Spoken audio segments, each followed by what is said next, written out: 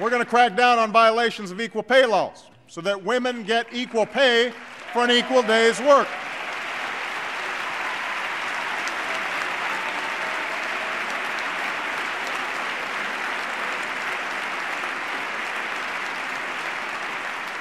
And we should continue the work of fixing our broken immigration system to secure our borders and enforce our laws and ensure that everyone who plays by the rules can contribute to our economy and enrich our nations.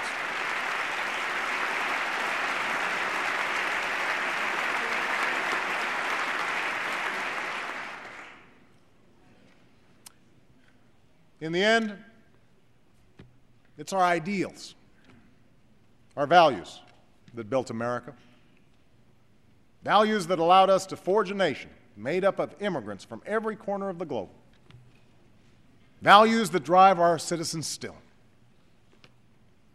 Every day, Americans meet their responsibilities to their families and their employers.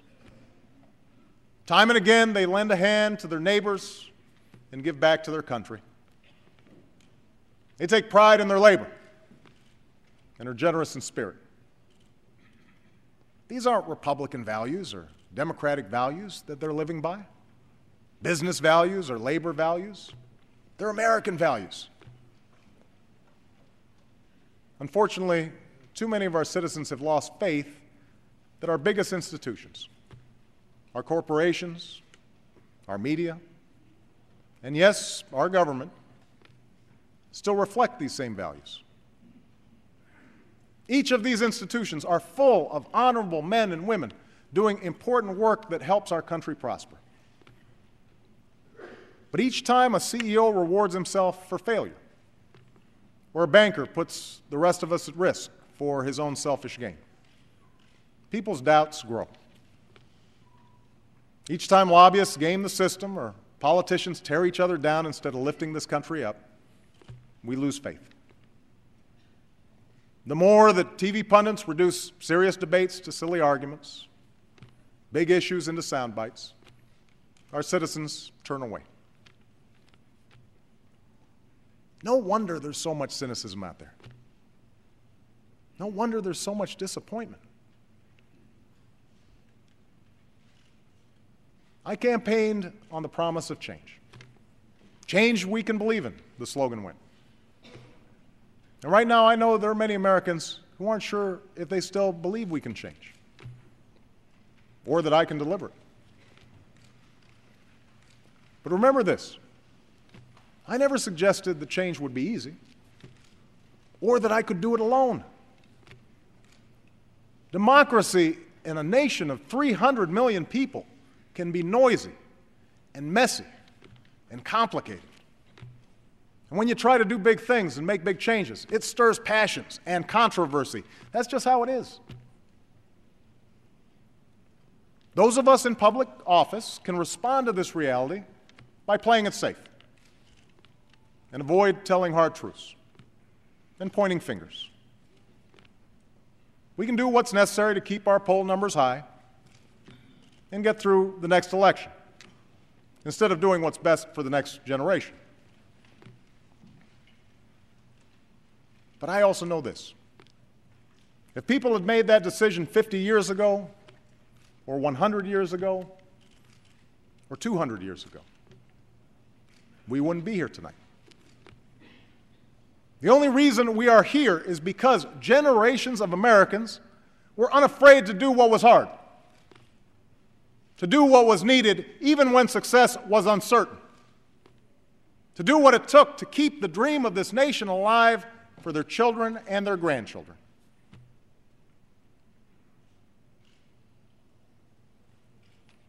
Our administration has had some political setbacks this year, and some of them were deserved. But I wake up every day knowing that they are nothing compared to the setbacks that families all across this country have faced this year.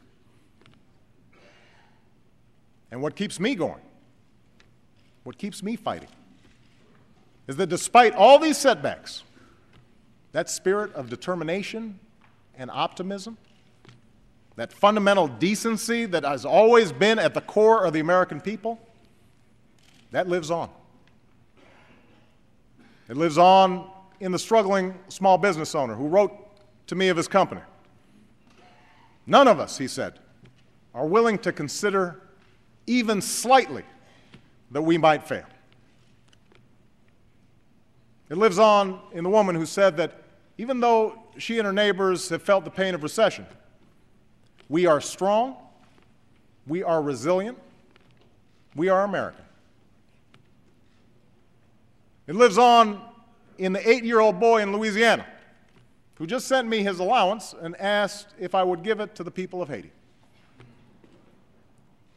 And it lives on in all the Americans who've dropped everything to go someplace they've never been and pull people they've never known from the rubble, prompting chants of USA, USA, USA, when another life was saved. The spirit that has sustained this nation for more than 2 centuries lives on in you, its people. We have finished a difficult year. We have come through a difficult decade. But a new year has come.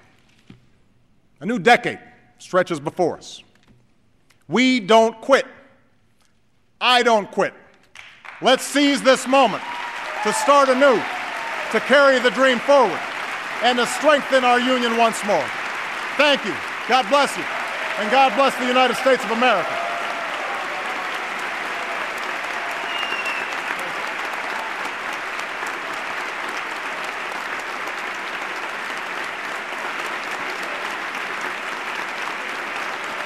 Thank you.